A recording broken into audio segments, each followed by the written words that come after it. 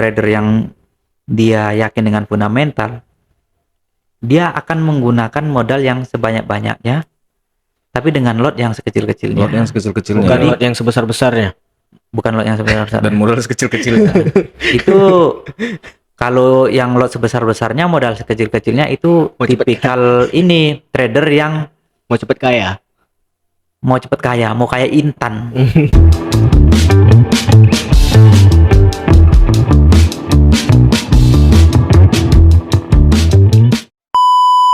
Oke sobat trader, welcome back channel AgriFX Dollar. Oke, jadi hari ini kita bahas soal analisa teknikal dan analisa fundamental ya. Juga seperti biasa ditemani sama Pak Budi dengan Bang Fatar juga, Bro Fatar ya. Oke Pak Budi, nah jadi berhubung kita mau bahas nih analisa teknikal maupun itu fundamental.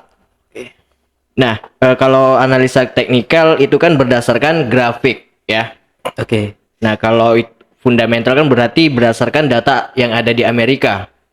Oke. Nah, kalau menurut Pak Budi dari teknikal ataupun fundamental itu mana yang jauh lebih bagus win rate-nya? Lebih valid. Oke, jadi pergerakan market itu kan sebelum kita terjun langsung trading, itu ada beberapa analisa yang harus dipelajari dulu ya. Iya. Salah satunya itu adalah analisa teknikal. Teknikal. Nah, teknikal itu dari grafik Iya. grafik pergerakan Perception. market. Nah, ada di MetaTrader itu kan juga sudah disiapkan oleh Meta itu teknikal ya macam-macam lah. Iya, ada indikator. Ada indikator. Nah, indikator. Kemudian ada teknikal, ada analisa support resisten, pivot point. Ya, Nah, namanya menganalisa market gitu. Nah, itu kan yang termasuk ke teknikal. Ke teknikal. Nah, kemudian fundamental itu ada kalender forex dari masing-masing negara ada. Itu. Jadi kalender forex ini dia termasuk analisa fundamental, berita-berita yang berpengaruh terhadap pergerakan market. Contoh orang-orang kan taunya NFP. Nah, tapi jarang sebagian orang itu jarang yang tahu NFP itu apa sih.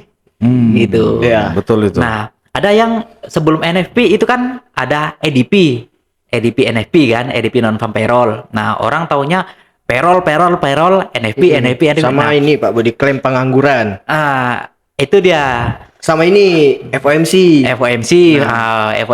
Nah, kalau FOMC ini kan Federal Open Market Committee. Nah, ini kan sifatnya dia ini ya pidato. Dia tidak ada data. Jadi dia pidato. Kalau NFP ini kan ada datanya. Nah, jadi yang NFP ini ada EDP dan ada NFP-nya. Yang jelas setiap NFP ini rilisnya di minggu pertama di awal bulan, di Jumat inilah. Jumat pertama di awal bulan itu NFP. Nah, jadi berdasarkan data. Jadi di situ ini kan dijelaskan jumlah ini pengangguran yang mengajukan inilah dapat tunjangan dari pemerintah. Kayak di Amerika itu kan gini. Orang yang kalau di Indonesia itu seperti di snaker. Nah, kalau di Amerika itu orang yang aktif mengajukan ini lamaran pekerjaan, tapi belum dapat pekerjaan. Jadi mereka dapat support dari pemerintah. Setelah mereka nanti dapat pekerjaan, barulah mereka di ini yang subsidi dari pemerintah ini tadi, yang bantuan dari pemerintah ini, itu nanti mereka akan dikembalikan cicil dibayar gitu. Jadi kalau datanya bagus, banyak yang bekerja. Nah, itu kan ada dua jenis. EDP dulu, baru NFP. Nah, EDP non farm payroll, baru non farm payroll-nya. Nah, di situ ada yang pekerjaan, kenapa ada EDP dan ada non farm payroll. Nah, itu dibagi. Ada yang di sektor pertanian. Nah, khusus sektor pertanian. Ada yang di luar sektor pertanian, yaitu perkantoran dan lain-lain. Nah, itu digolongkan di situ. Nah, kalau datanya bagus, ya otomatis terjadi penguatan terhadap dolar. Terhadap dolar. Ya, kalau kita tradingnya di gold misalnya atau di mata uang yang lain yang versus dolar, Dolar. nah terjadi penguatan dolar. Kalau di market berarti kan versusnya mata uang yang lain atau gold itu bisa turun. Artinya kalau data NFP-nya bagus, ya kalau trading gold, goldnya bisa jatuh gitu. Cuman kadang ada berita yang hasil dolarnya bagus, tapi beritanya itu tidak ngefek ke market. Ada yang seperti itu. Nah, contoh Jumat kemarin itu kan data non farm payroll-nya itu kan bagus tuh. Nah, data non farm payroll-nya bagus. Nah, tapi kenapa marketnya naik gitu? Kenapa marketnya naik? Nah, jadi di situ ada sebagian orang yang, waduh, berita fundamental juga nggak bener nih, teknikal juga nggak bener. Nah, sebelum terjun ke market kan juga teman-teman juga udah juga udah diedukasi, tetap gunakan manajemen risiko. Itulah tadi gunanya manajemen risiko itu kayak stop loss. Nah, stop loss itu ketika kita masuk market dan hasilnya tidak sesuai dengan analisa, ya antisipasinya kena stop loss. Ya rugi tapi kena stop loss daripada yang keseret di market langsung MC. Itu ya saya rasa di minggu lalu itu banyak sih para sobat-sobat trader yang akhirnya pada MC gitu. MC ya. Banyak yang MC karena tidak menggunakan stop loss itu tadi. Nah, kalau untuk tipe trader kan ada yang fundamental, ada tipe trader yang hanya ke teknikal. Okay. Nah, kalau aku kan itu kan nggak merhatikan fundamental, lebih ke teknikal. Lebih ke teknikal, oke. Nah, kalau Pak Budi sendiri itu lebih ke teknikal atau fundamental? Dia tergantung masing-masing ini sebetulnya. Kalau saya sih, kalau yang ini tipe tradernya, sobat trader ini, mereka suka yang main yang tradingnya, suka yang tradingnya jangka pendek atau jangka menengah atau jangka panjang gitu. Buka Surya Manurung Pak Budi. Sempat-sempatnya Pak. Ngakak. Itu mau kita bahas bro. Nah, ini kan teknikal juga nih bro. Teknikalnya dari mana? Ya sih, kayak kemarin kan hari Jumat kemarin tuh kan ada news besar tuh NFP. Keluarkan dulu. Ini lah ini. NFP kemarin kan kita sempat udah memprediksi, oh paling nanti sampai ke resisten ini gitu. Ternyata entah resisten 1, 2, 3 tembus, dijebol, teknikal gagal, resisten support resisten nggak berlaku. Terus untuk daily range-nya juga itu sampai 50 poin. Oke. Yang biasanya kan normalnya kan 20 sampai 30 gitu kan. Ini kok jadi gede kali gitu. Terus pergerakan harga pun nggak sesuai sama fundamental. Oke. Dolarnya bagus, tapi harganya ikutan naik, harga gold tetap naik gitu ya kan. Memang benar bro yang dibilang Pak Budi, tetap harus kita mengantisipasinya dengan manajemen risiko. Manajemen risiko. Benar sih sebenarnya. Terus kalau misalnya yang tadi lah Pak Budi, typical trader kan kayak aku juga itu teknikal. Oke. Nggak terlalu pinter fundamental gitu. Fundamental juga aku jarang-jarang juga aku buka apa yang pakai VPN itu apa? Forex Factory. Iya, Forex Factory. Forex Factory kan aku jarang juga aku bukanya, lebih ke pure fundamental. Dulu aku pernah tonton juga aku Pak Bu di suatu channel YouTube. Market itu bergerak itu disebabkan fundamental. Misalnya market itu trennya naik, trennya turun, itu fundamental yang menyebabkan. Tapi sampai mana dia naik, sampai mana dia turun, itu bisa ditentukan sama teknikal. Jadi katanya fundamental sama teknikal tuh berdampingan, benar. nggak bisa dipisah. Cuman ya gimana? Ada typical trader kan yang macam bro tadi bilang dia hanya pure di fundamental. Dia masuk market ketika ada news high impact aja kan. Ada yang typical trader nggak peduli dia sama fundamental, hanya bermain di teknikal aja gitu ya kan. Pasang TP SL udah. Pasang TP SL, loss profit gitu ya kan. Nah, kalau sebaiknya gimana Pak Bud? Memang kita harus satu aja atau kita bisa keduanya gitu? Kalau untuk keduanya sebetulnya bisa. Makanya di situ sebelum kita terjun langsung trading, ya bagusnya pelajari dulu. Analisa ada dua, teknikal dan fundamental gitu kan. Nah, analisa teknikal dan fundamental ini coba dipelajari, ditelaah. Aduh, Bang. Aku jadi ketawa. Aku mau buka Forex Factory, mau contoh. Terus Pak Bud. Nah, jadi baca analisa fundamental, baca kemudian pelajari analisa teknikal. Sinkronkan, cocok enggak? Kalau cocok kita masuk ke market gitu.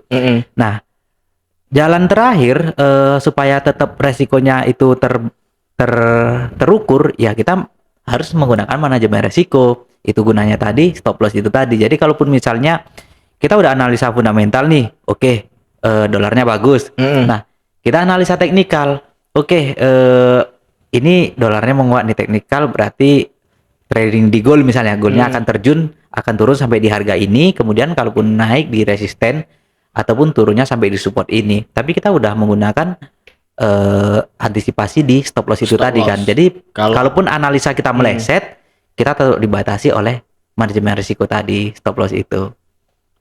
Nah, kalau untuk fundamental, kita bicara fundamental, kalau kayak itu untuk trader yang jangka panjang. Biasanya kalau yang trader yang jangka panjang itu menggunakan fundamental 1 bulan. 1 bulan. Dia melihat data, 1 minggu, 1 bulan, ya. Data bulan-bulan sebelumnya. Iya, data bulan-bulan sebelumnya. Berarti lebih ke swing trader lah dia Pak Bud ya. Lebih ke swing trader. Dan karena saya lihat kalau untuk yang trader harian yang kan banyak nih macam-macam trading nih. Ada yang scalping. Nah, itu kalau yang scalping itu dia hanya menggunakan teknikal, analisa teknikal. Gitu. Tidak terlalu menggunakan fundamental. Fundamental gitu ya? nggak terlalu. Malah kalau ada berita besar, fundamental besar, mereka stop trading. Nah, itu dia Pak Kena Bud. di situ. Mereka stop trading. Kebanyakan orang teknikal itu karena dia pure teknikal ya, dia nggak buka-buka market Forex Factory, jadi nggak tahu kapan ada news. Iya. Nggak terlalu. Jadi ibaratnya ya nggak tahu lah ibaratnya malam ini ada news apa enggak. Kira-kira newsnya jam berapa gitu. Banyak yang jadi ngindahkan yang kayak gitu kan. Yang penting sejauh ini apa?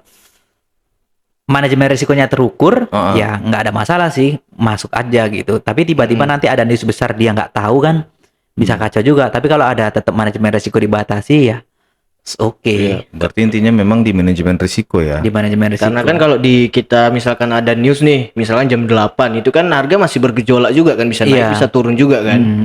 Yang penting kan di MM-nya lah. Di berita itu, kalau misalnya beritanya 19.30 jamnya 19.30 itu 19.27 itu market udah bergejolak duluan.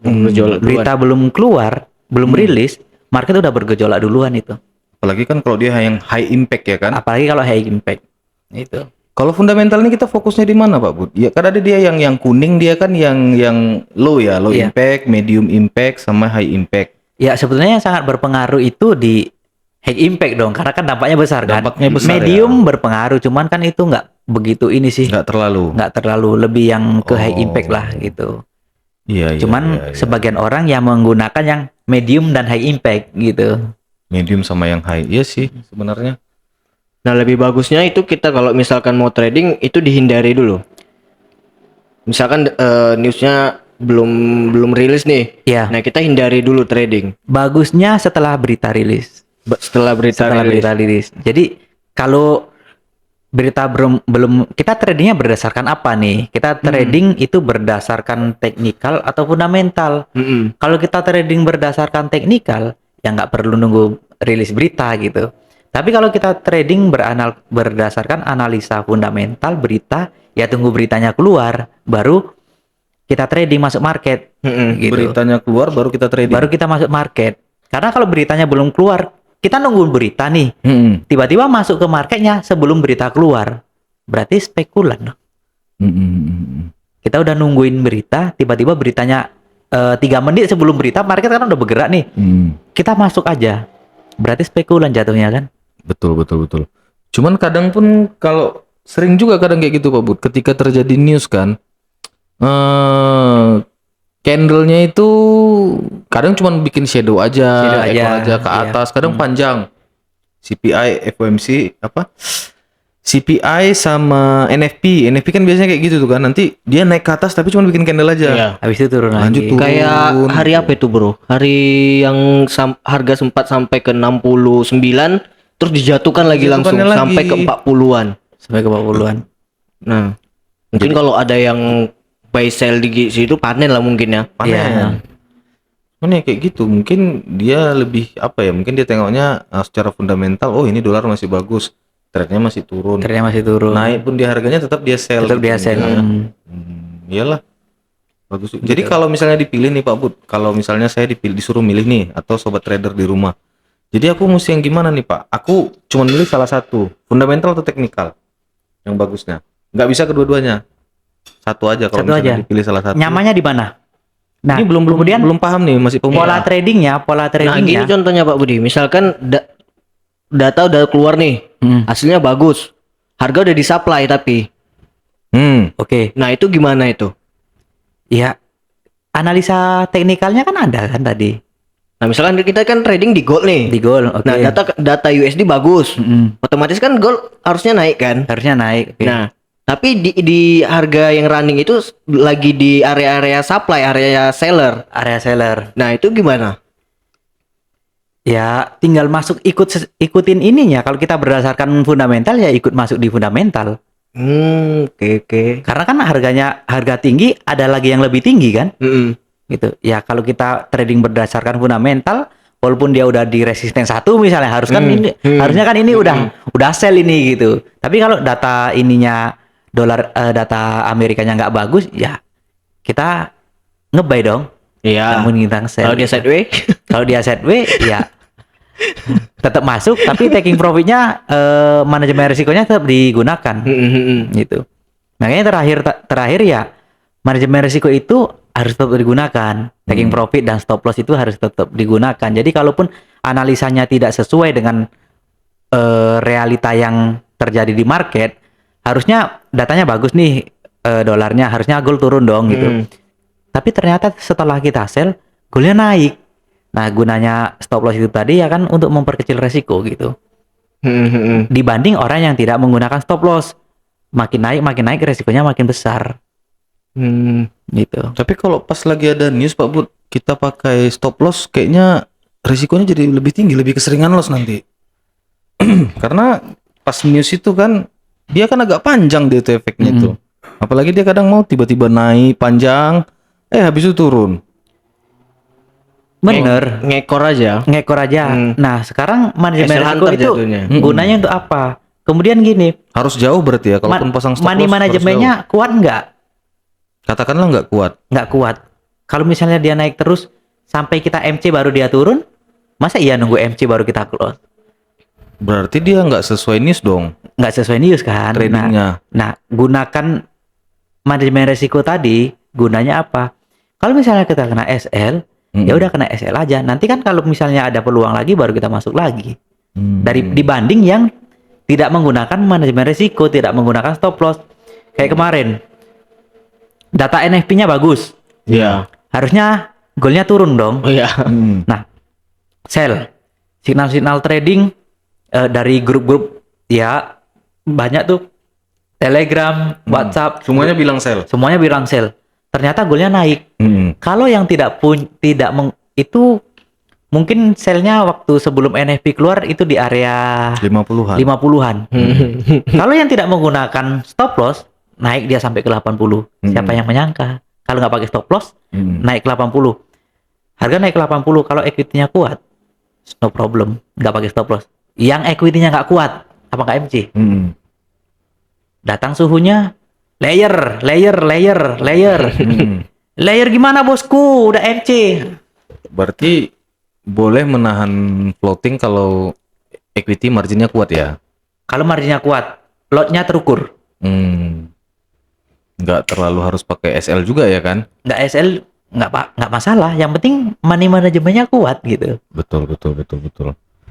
Iya sih, karena kan ada juga tipikal trader yang kayak gini Pak Bud. Ketika mau rilis news dia udah pasang perangkap nih, buy stop, sell stop.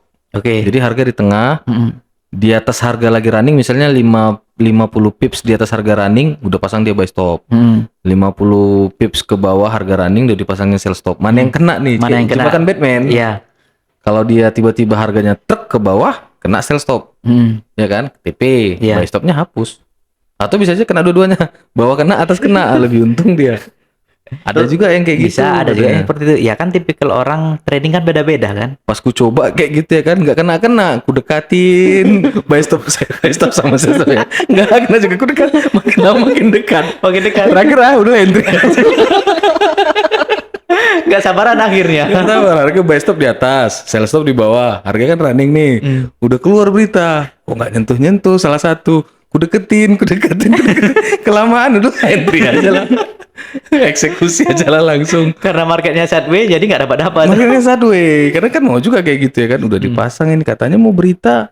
Pasang buy stop, sell stop. Rupanya udah dipasang. Kok nggak kena. Nggak gerak-gerak harganya. Rupanya dia salah nengok jam. Beritanya malam. Kayak gini misalnya kan. Ditengoknya misalnya CPI besok. Ini hari apa nih? Terus, tanggal 10. Consumer Price Index. CPI itu jam 8.30. Oke. Dipikirnya pagi. Pagi dia dipasangnya buy stop. Rupanya setengah 9 malam. Nggak ditengoknya PM. Dipikirnya 8.30 pagi ya kan. Ini ada berita kok nggak gerak-gerak harganya. Pagi-pagi dia dipasangnya buy stop, sell stop. Kok nggak gerak-gerak. Sambil pergi ke kantor ditengoknya kok nggak gerak-gerak. Lalu deketin. Rupanya tradernya kutil. Kurang teliti. Itu dia. Karena dia fokus di teknikal Di Pak Bu. teknikal. Dia nggak peduli sama fundamental. Kayak aku juga. Ya udah teknikal aja. CPI apapun aku nggak tahu. Iya. Mau dia tuh yang merah, kuning, oranye, hijau ada? Nggak ada ya? Nggak ada dia. Cuma 3 ya. Cuma 3 ya. Kalau cuma yang 3. putih abu-abu ya. Putih atau abu-abu gitu nggak Ada ada. yang putih. Ada. Nggak ada dampaknya. Itu kan- dia yang kuning low impact, yang oranye Oh, itu abu-abu Pak Bu. Abu-abu ya, abu-abu. Abu-abu kan No impact ya, no impact. holiday. Oh libur ini Pak Bu. Libur. Ada Bank libur. holiday. Bank holiday. Bank holiday. Yang kuning itu low impact, yang oranye itu medium impact, yang merah high impact. High impact. Oke. Nah, untuk data-data Amerika yang benar-benar berpengaruh, itu apa aja Pak Budi? Sebetulnya nggak Amerika aja sih. Di Inggris juga ada iya. beritanya, Ya, termasuk kemudian yang- di Eropa juga ada, di Kanada juga ada. Jadi masing-masing negara di major itu Kalau konsernya kayak BOE, Bank of England. Bank Nah, of England. itu sering juga pidato kan ya, kalau di kalau di Amerika the Fed lah gitu. Iya. Ya pidato kenaikan suku bunga itu biasanya dibarengi dengan FOMC pidato dulu baru suku bunganya. Gitu. Ya masing-masing negara punya data itu, semuanya punya data itu, cuman di hari-hari yang berbeda. Oke, ini menarik nih Pak Budi. Kalau misalnya nih kita langsung aja. Ini fundamental gold itu bukan gold. Dolar itu masih akan menguat atau akan melemah nih Pak Bud? Untuk swingnya ke depannya. Untuk swing ke depan. Heeh. Biasanya gini. Dari data-data yang kemarin ya. Iya, dari Nah, data-data. dari NFP-nya itu kemarin itu kan sebelumnya EDP-nya bagus, dolarnya menguat. Dolarnya menguat. Oke. Nah, kemudian NFP-nya bagus, dolarnya menguat. Nah, kemudian ada kenaikan suku bunga, artinya terjadi penguatan terhadap dolar. Nah, ya mungkin kedepannya dari analisa fundamental ini, dolar masih akan tetap menguat. Dolar masih akan menguat, Iya. berarti gold itu akan turun ya? Masih ada potensi untuk turun. Lebih cenderung untuk turun atau naik Pak Bud? Untuk ke depannya. Kalau dengan situasi berita fundamental yang bagus terhadap dolar, kemudian The Fed juga sudah pernah bilang kan di pidatonya itu, kalau inflasi masih tetap berlanjut, The Fed akan tetap naikkan suku bunga. Yang sebelumnya 4,0 ya? Iya, sebelumnya itu kan 3,25 ya. 3,25. Dinaikkan 0,75 basis poin, jadi 4,0. Ya 4,0. mungkin kalau ekonominya belum stabil, belum bagus, The Fed akan tetap menaikkan suku bunga. lagi. Berarti Dulu suku bunga itu Hah? dinaikkan 0,25 basis poin per setiap kenaikan. Heeh. Nah, kemarin itu kenapa jadi melonjak? Karena kan waktu terhambat waktu pandemi. Pandemi itu mau menaikkan suku bunga, Heeh. lagi pandemi ditunda sampai 2 tahun kan nggak ada kenaikan suku bunga. Selama pandemi kemarin nggak ada kenaikan Selama suku bunga? selama pandemi, The Fed menunda kenaikan suku bunga. Mm-mm. Sampai suku bunga Amerika itu 0,25%. Mm-mm. Nah, akhirnya pandemi usai, baru mulai dinaikkan suku bunga 0,25. Nah, kurang greget, dinaikkan 0,50. Sekali naik 0,50. Kalau dulu The Fed itu menaikkan suku bunga itu 0,25, 0,25 gitu. Nah, tiba-tiba ini karena 2 tahun libur menaikkan suku bunga, naiknya lebih banyak. Dirapel lah gitu ya. Dirapel. Nah, dirapel 0,25, nggak greget 0,50 basis Oh. poin, nggak greget 0,75, langsung dinaikkan. 0,275 itu udah yang kedua kali atau yang ketiga kali ini? Naikkan suku bunga. Iya. Berarti kalau dari data fundamental, dolar ini masih akan menguat. Masih menguat. Karena acuannya yang tadi tuh Pak Budi, ADP sama suku bunga sama NFP, NFP juga ya. iya. Semua data-datanya itu mendukung dolar masih Dolar menguat masih ya. menguat. Berarti kecenderungan gold ini akan turun. Kecenderungan bisa mengakibatkan gold ini turun. Itu Gold ini di akan gold turun, aja. Ya mungkin Semua pair yang cross pair ke cross ke ini ke dolar dolar lah. Hmm. Nah, kalau bicara tentang fundamental Pak Bud, ini kan secara fundamental gold itu akan turun karena penguatan dari dolar. Nah, kalau misalnya kita bahas tentang teknikal, Oke. misalnya kita lihat nih, saya lihat nih Pak Bud ya, di daily lah, saya bilang di daily. Ini gimana sih ini? Oke, hitam putih abu-abu semua ini candlenya. Nah, memang kalau kita lihat ini Pak Bud, dari Maret sampai sekarang memang terjadi penurunan. Dari penurunan. Dari Maret ya, yang kemarin ketika perang kemarin itu harga sampai di 2070. Sekarang harga di 1680. 80. Nah, kalau misalnya ini saya tarik secara garis trendline untuk support terdekat.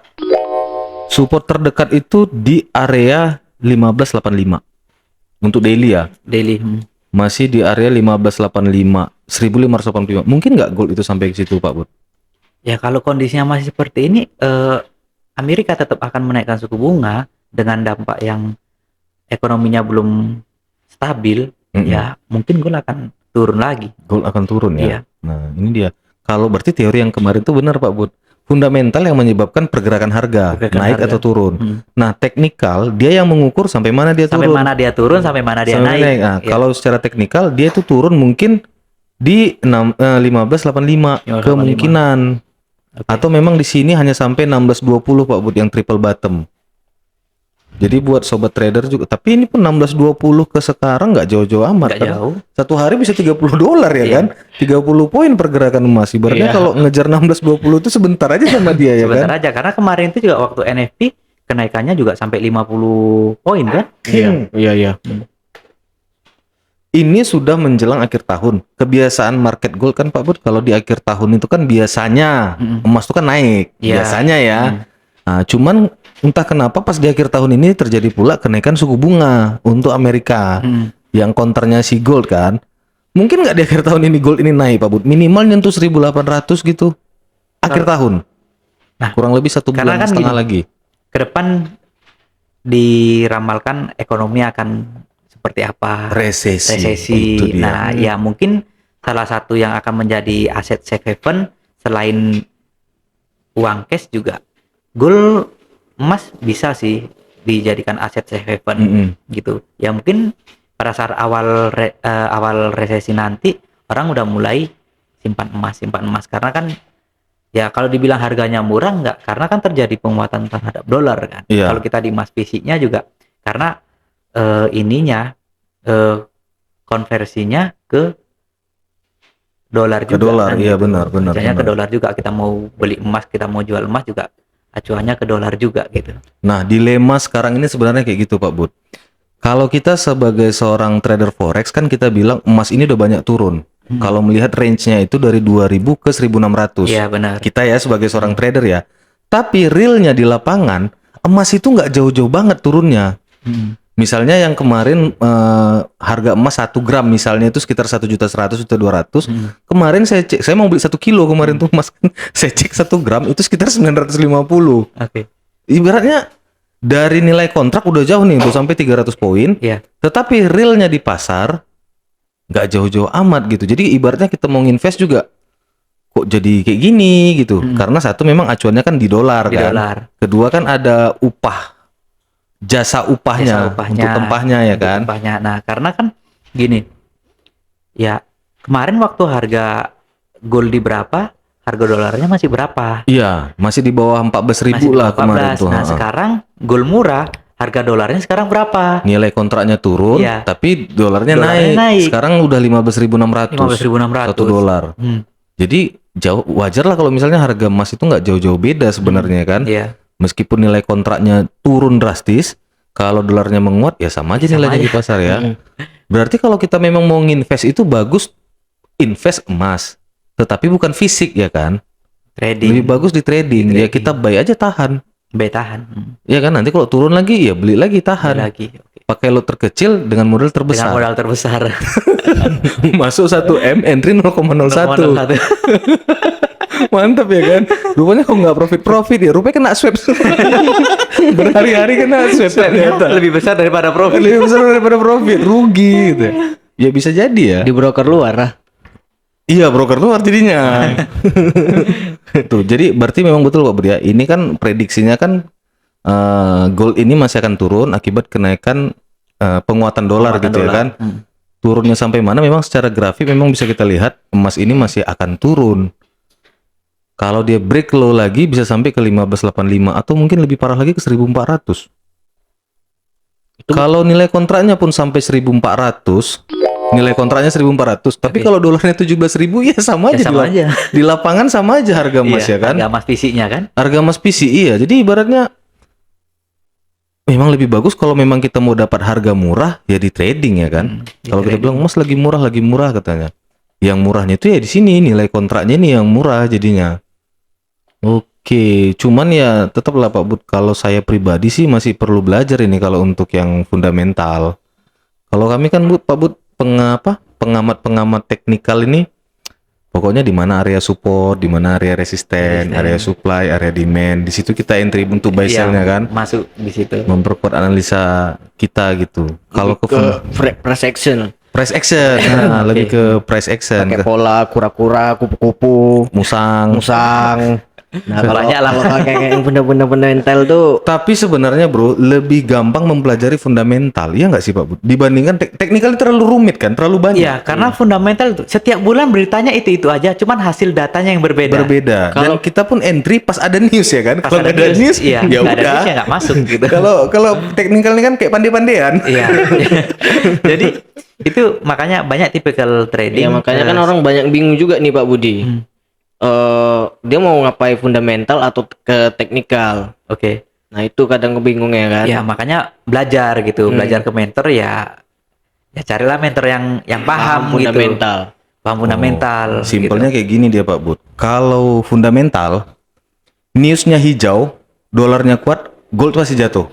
Fix. Kalaupun misalnya terjadi kesalahan, kayak kemarin jarang-jarang gitu ya kan. Iya. Intinya kalau dolarnya hijau, hasilnya untuk dolar itu hijau, gold pasti jatuh. Kalau Simpelnya. teknikal kan enggak.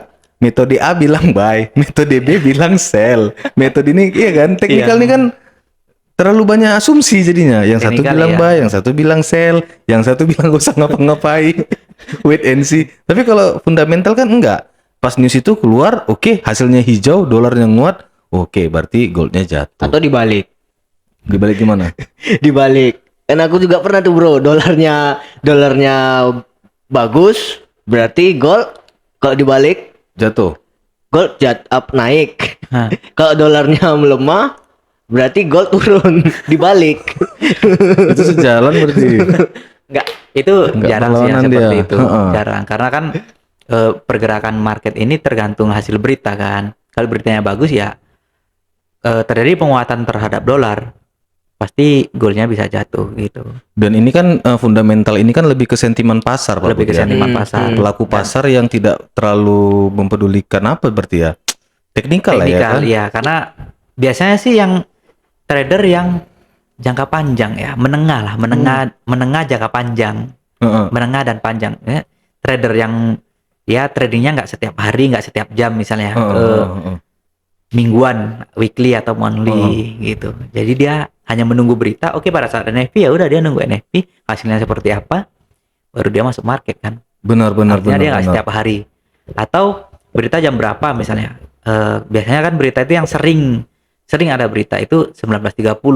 Ya, market Asia, market Eropa dia nggak trading. Dia hanya nunggu hasil berita di jam 19.30, rilis berita, hasilnya bagus atau buruk, di situ dia baru masuk market. Dan kebanyakan berita itu kalau kita yang ikut fundamental itu di malam hari Pak Budi. Di malam hari. Market Amerika pada umumnya kan startnya itu kalau sekarang ini di jam 7.30 malam. Kalau market Eropa sih ada juga berita dari Inggris kan, ada juga kan dari Eropa ada juga. Kalau dia bermain mata uang Eropa Mata lah, uang, Euro lah iya. gitu ya. Iya. Kan? Kalau dia main gold kayaknya nggak Kalau main di ngaruh-ngaruh. gold ya, Nggak sebenarnya di ngaruh. market Amerika malam. Market Amerika kan. Tapi di sini Pak Bud nggak ada fundamental untuk gold ya. Semuanya mata uang ya. Mata uang. Negara ya. Iya. Aku nyari-nyari dari tadi ke Indonesia nggak ada Pak Bud. Cuman yen, Aussie, China, Jepang, Euro, Swiss franc, USD, Indonesia nggak ada. IDR. Kayaknya nilai ini ekspor impor Indonesia masih kecil. Makanya nggak dimasukkan ke Forex Factory ya. Nggak dimasukkan. Iya, make sense sih sebenarnya. Karena mungkin ya belum masuk lah. Berarti gitu Pak Bud ya. Kalau untuk fundamental, tren kedepannya gold ini masih akan turun Masih gitu akan ya. turun. Trennya masih akan turun. Wah, berarti kita harus cari-cari sinyal-sinyal sell ini ya. Berarti kalau untuk kayak tahun baru, terus kayak misalkan perang gitu kan. Nah, itu termasuk ke fundamental nggak Pak Budi? Misalkan kayak Itu geopolitik. geopolitik, Masuk ke fundamental juga lah tuh Pak Budi. Masuk ke fundamental masuk ke geopolitik. fundamental juga. Nah, di situ juga trader-trader yang fundamental juga manfaati momen itu. Momen itu. Nah, Ya. misalkan kayak ini mau tahun baru nih, berarti kan dia kan ngambil momen untuk buy gitu kan. Momen untuk buy di berapa masuknya? Nah, berarti itu gitu. masuk ke technical lagi. Ya. Ya dikondisikan dengan ininya, dengan beritanya fundamental dan teknikal tadi itu. Nah, berarti kan technical fundamental sebenarnya saling berhubungan. Saling berhubungan Nah, gitu. Cuman ada orang yang kalau typical trading, kalau menggunakan analisa fundamental, pasti dia ada sedikit banyaknya, pasti dia menggunakan teknikal juga gitu. Nah, tapi keseringan yang Cuma teknikalnya typical kan nggak trading yang terlalu teknikal ribet, ya. ini nggak mau ribet, dia mengabaikan fundamental. Sebetulnya nggak ada masalah, di mana yang nyamannya pakailah analisa yang gampang dipahami gitu. Boleh, Boleh. teknikal aja, fundamental aja boleh. Yang penting yang nggak boleh itu manajemen resiko diabaikan. Iya, Itu yang nggak boleh. balik lagi ke manajemen resiko. Nah, Tapi orang fundamental jarang sih pakai manajemen risiko, main hold aja kan. main hold Iya. aja, TP pun dia nggak ada, pokoknya sampai harga terendah baru di close. baru di close. Atau sampai misalnya kalaupun dia floating ya biarkan aja gitu sampai floatingnya gede, dibiarkan aja karena dia Kebanyak- mungkin yakin sama fundamentalnya Nah, kan. kalau kebanyakan yang trader yang dia yakin dengan fundamental, dia akan menggunakan modal yang sebanyak-banyaknya, tapi dengan lot yang sekecil-kecilnya. Lot yang sekecil-kecilnya. Bukan Jadi- lot yang sebesar-besarnya. Bukan lot yang sebesar-besarnya. dan modal sekecil-kecilnya. Itu kalau yang lot sebesar-besarnya modal sekecil-kecilnya itu Mau cepet tipikal ini trader yang Mau cepet kaya. mau cepet kaya, mau kayak instan. Instan ya, mau kayak instan, mau kayak instan dia. Benar. Tapi kan memang Pak Bud kalau kayak market ini kan gimana ya? Kita kan retail trader ini kan sebenarnya kan transaksi kita ini kan nggak sampai ke bursa sebenarnya, nggak sampai ke bursa, hanya ya sebatas pialang aja. Yang notabene kan yang menggerakkan market ini kan sebenarnya kan ya fund manager lah kalau saya bilang ya kan. Ya pelaku pasar Pelaku-pelaku yang besar kan, pelaku ya.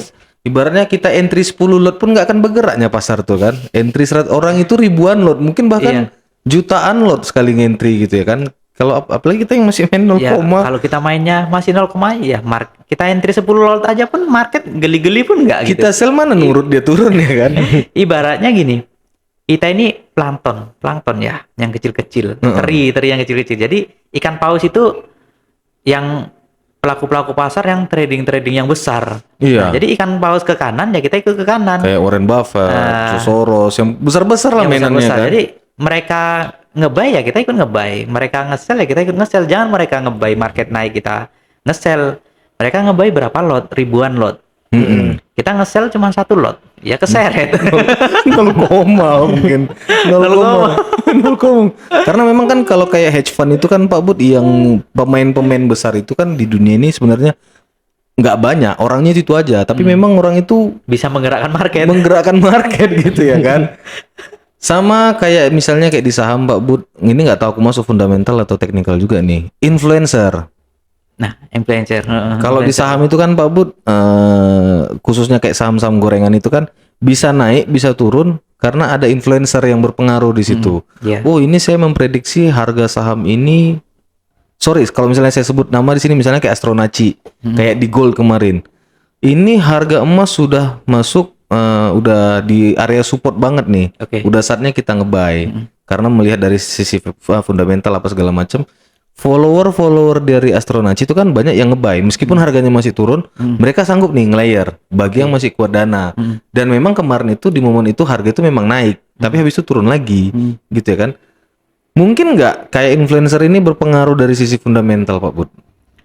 Influencer itu berpengaruh nggak lama. Yang pengaruh besar, kayak misalnya kejadian tahun 2008, George Soros yang menghancurkan Bank of England.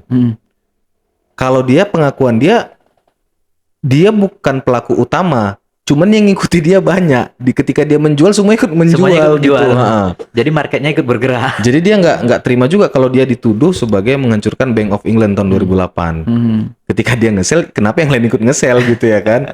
Karena dia termasuk orang yang berpengaruh. Nah, kalau kayak di Indonesia kayak misalnya Pak Lo Keng Hong lah, Astronaci lah, yang ibaratnya sering nge-share tuh, tren kedepannya emas tuh akan naik. Tren kedepannya emas itu akan turun kayak gitu kan, itu bisa berpengaruh nggak Pak Bud secara fundamental? Bisa berpengaruh juga. Bisa berpengaruh juga Bisa ya kan? berpengaruh juga. The power Contoh of influencer. the power of influencer itu seperti ini kemarin, Doge.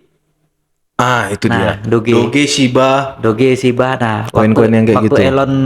Elon Musk tuh mengatakan bisa tukar beli Tesla, bisa tukar dengan koin. Pakai Doge. Kan langsung meroket. Langsung melejit. Melejit. Sampai 8.000 apa 10.000 harga satu koin. Begitu si Elon ini jual Doge, redup lagi. Semua ikut menjual. Semua ikut menjual. Karena terasa orang kayaknya Elon nggak pakai Doge lagi, nih, Nah, kayaknya mau pindah ke iya. koin yang lain, BTC, Iya. ETH gitu kan. Orang jadi ikutan menjual. Tapi influencernya pun juga kita lihat power dia seperti apa. Jadi orang ikut. Kalau yang biasa-biasa aja ya saya rasa nggak begitu berpengaruh. Apalagi kalau misalnya kayak gini Pak Bu, dia membuktikan dengan nilai transaksi yang fantastis. Misalnya sekarang ini kan emas lagi turun nih. Tiba-tiba influencer ini yang followernya banyak, dia melakukan transaksi Buy. sampai ribuan lot. Oke. Followernya kan pasti ngikut Followernya nih. ngikut buy. nge-buy semua Oke. ini. Bank-bank lokal pun mungkin Ikut ikut-ikutan nge-buy. nge-buy kan. Oke. Toko emas pun bakalan diserbu nih sama orang. Oh, emas akan naik. Kenapa ini? Ada satu pelaku toko pasar yang melakukan transaksi dalam jumlah besar. Oke. Nge-buy. Dia nge-buy, marketnya naik. Habis itu dijual, dia udah taking profit dia kan. Iya. Udah taking profit, dijualnya turun lagi. Yang udah sempat nge-buy ini rugi. Nah, artinya di situ gini, kalau dari influencer itu kan terjadi hukum supply and demand kan. Makin banyak permintaan, jumlah barangnya semakin sedikit, harganya akan terus naik. Terus naik. Gitu. Nah, yang orang yang Sebentar Pak Bud. belum Supply and demand berarti ketika banyak permintaan, harga akan naik. akan naik. Berarti pasar bisa dibikin. Kalau satu dunia pada nge-buy ya harganya naik. Iya berarti market ini bisa kita bikin gitu ya kan? Iya. Kalau teorinya gitu. Ketika banyak permintaan, harga akan naik. Berarti kita bisa membuat market kita sendiri nih. Kita bisa, ya orang-orang berpengaruh ini berarti Orang-orang berpengaruh bisa membuat kapan saatnya harga ini akan naik, kapan akan turun. Akan turun. Mereka yang mengatur ya. Iya. Apakah ini ada tanda-tanda dari Rothschild? Nah, itu akan kita bahas lebih dalam nanti ya. Aku kalau bahas-bahas konspirasi enak Pak Bro. Apalagi kalau sama kopi ya kan, kopi Iya. sama rokok. Enak kali bahas-bahas konspirasi ini. Entah kenapa. Ada juga yang bilang kayak gitu. Ini katanya memang mau dilakukan pertukaran mata uang dunia. Mata uang dunia. Katanya dolar udah mau nggak digunakan lagi lah sebagai mata uang global katanya. Nggak Dan tahu itu bener sudah apa enggak. digembar-gemborkan dari udah lama sih. Udah sebenarnya. lama, Udah mungkin lama. eksekusinya sekarang karena kan nggak bisa di situ keluar kebijakan, di situ langsung dieksekusi. Jadi bertahun-tahun. Bertahap. Yang kuat katanya 2 kandidat, rubel sama yen. Yen. Cina yen ya? Bukan Yuan. Chinese yuan. Chinese yuan. Hmm.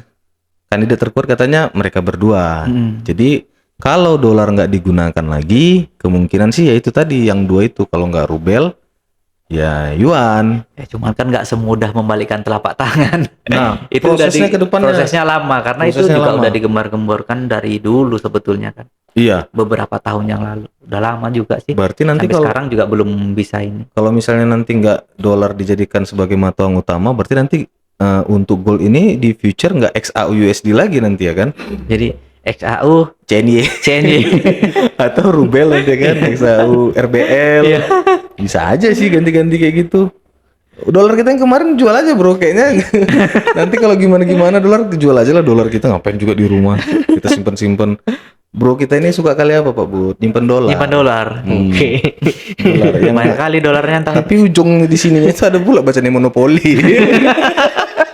Asli lah bro. Tapi asli kok bro. Kemarin Asli, bro. kemarin dia buka dompet kan. Heeh. Ada mata uang dolar pecahan 100. Dolar USD. Iya, pecahan 100 dolar. Oh, UI, wah keren. Atau mau nengok dia apa? Ada tumpukan dolar di ambil aja apa? Murah banget. jadi si bro ini pengkoleksi mata uang Iya. ya. Koleksi mata uang dolar. Mata uang dolar. Ya, jadi intinya fundamental sama teknikal sama-sama bagus Pak Budi ya. Iya. Lebih bagus lagi kalau kita ketika trading di pasar modal kita kombinasikan keduanya. Jangan menganaktirikan fundamental ataupun teknikal ya. Bukan pasar modal, Bang, pasar berjangka. Pasar berjangka. Iya. Tetap harus kita pakai dua-duanya. Oh iya, pasar modal itu di saham ya. Saham, pasar modal saham. Nanti dipotong aja. Iya, kalau pasar arengka gitu ya kan. Pasar harga di sana. Betul. Ya, tetap kita nggak boleh menganaktirikan satu teknikal ini Pak Budi, fundamental ataupun Ya, bagusnya Teknikal. dua-dua dipahami sih sebetulnya. dipahami atau dikerjakan Pak Bud. Dipahami, dikerjakan, oke. Nanti Yang penting dipahami tapi nggak dilakukan. Ngeri juga ini kayak aku malas sekali aku. sebelum Fundamental ya. mengerjakan dipahami dulu. Dipahami benar. Oh gini aja nanti bro, kalau kita kan ke teknikal. Kalau ada berita apa-apa kan tinggal tanya Pak Budi. Pak Budi pun. Nah ini Pak Bud, aku bingungnya di sini. Orang fundamental ini bisa berasumsi ketika news sudah keluar. Karena Sebelum kan keluar nggak bisa diprediksi. Nah, prediksi Apalagi kalau kita ada entry duluan. di situ kan, nah di news itu kan dijelaskan previous dan forecast. Nah, aktualnya nanti kan. Heeh. Jadi kan ada data bulan lalu, ada prediksinya. Prediksi. Nah, hasilnya nanti berapa? Kalau hasilnya di atas prediksi atau di atas data bulan lalu kan ya di berita itu juga nggak selalu yang besar itu bagus atau yang kecil itu buruk, enggak. Kadang ada yang prediksinya di situ ada yang seperti ini ringkasannya. Actual grid dan forecast.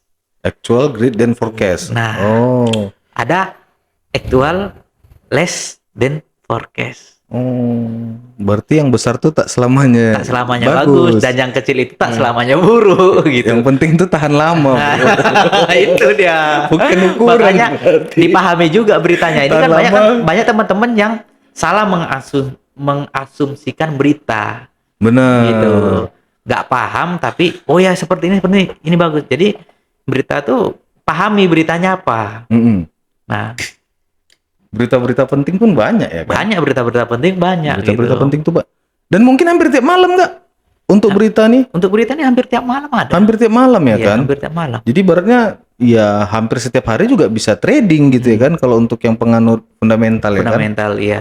Cuman kan besar kecilnya beritanya ini dampaknya besar atau kecilnya tergantung beritanya kan. Kalau beritanya yang besar dampaknya seperti NFP atau CPI, GDP ya kan, ekonomi kan. Oke, jadi intinya gini aja. Kalau kalian masih bingung juga mau fundamental atau teknikal, langsung aja ke kantor Menara Emas ya. Asik. Sini ada 2 analis. Nah, itu aja lah intinya. Ada analis fundamental, ada analis teknikal, lengkap lah pokoknya. Ya. Kalau kalian mau bingung-bingung ya. Oke, mungkin sampai di sini dulu. See you next time.